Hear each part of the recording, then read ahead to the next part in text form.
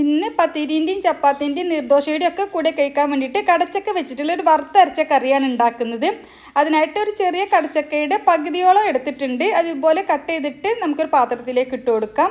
ഇതിലേക്ക് 2 പച്ചമുളകാണ് എടുത്തിട്ടുള്ളത്, ഒരു ചെറിയ തക്കാളി, 1/4 ടീസ്പൂൺ മഞ്ഞൾപ്പൊടി, 1 ടീസ്പൂൺ മല്ലിപ്പൊടി, 3/4 ടീസ്പൂൺ മുളക് പൊടി, കറിക്ക് ആവശ്യത്തിനുള്ള ഉപ്പും, ഇതിലേക്ക് കടച്ചക്ക മുങ്ങി നിൽക്കുന്ന രീതിയിൽ വെള്ളവും കൂടി ഒഴിച്ചു കൊടുക്കാം. എന്നിട്ട് മിക്സാക്കി കൊടുത്തതിന് ശേഷം ഞാൻ ഒരു തണ്ട് കറിവേപ്പില കൂടി ചേർത്തിട്ടുണ്ട്. എന്നിട്ട് അടച്ച് വെച്ച് വേവിക്കാം. കടച്ചക്ക ഉടഞ്ഞു പോവാത്ത രീതിയിൽ വേണം വേവിക്കാൻ. അതൊന്ന് വേവുന്ന സമയം കൊണ്ട് 3/4 കപ്പ് ചിരുവിയ തേങ്ങ, 3/4 ടീസ്പൂൺ പെരിഞ്ജീരകം, 1/4 ടീസ്പൂൺ മഞ്ഞൾപ്പൊടി, 3-4 ചെറിയുള്ളി, ഒരു ചെറിയ പീസ് പട്ട, ഒരു ഏലക്ക, ഒരു ഗ്രാമ്പൂ, പിന്നെ ഒരു തണ്ട് കറിവേപ്പില കൂടിയിട്ട് നന്നായിട്ട് വറുത്തെടുക്കാം. ഇതുപോലെ വറവായി കഴിഞ്ഞാൽ നമുക്കിത് തണുത്തതിന് ശേഷം കുറച്ച് വെള്ളത്തിൽ നരച്ചെടുക്കണം. ഈ സമയം കൊണ്ട് കടച്ചക്കയൊക്കെ വെന്തിട്ടുണ്ട്. ഇതുപോലെ ഉടഞ്ഞു പോവാത്ത രീതിയിലാണ് വേവിച്ചെടുക്കേണ്ടത്. ഇനി ഇതിലേക്ക് അരച്ചെടുത്തിട്ടുള്ള അരപ്പ് ചേർത്ത് കൊടുക്കാം. കറിക്ക് ആവശ്യത്തിനുള്ള വെള്ളവും കൂടി ചേർത്ത് കൊടുക്കണം. ഞാൻ ഏകദേശം 1 കപ്പോളം വെള്ളം ഒഴിച്ചിട്ടുണ്ട്.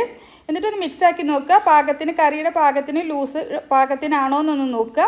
പിന്നെ ഉപ്പ് പാകത്തിനുണ്ടോ എന്നൊന്ന് ചെക്ക് ചെയ്ത് നോക്കുക. ഇതിന് നന്നായിട്ട് തിളപ്പിച്ചെടുക്കുക.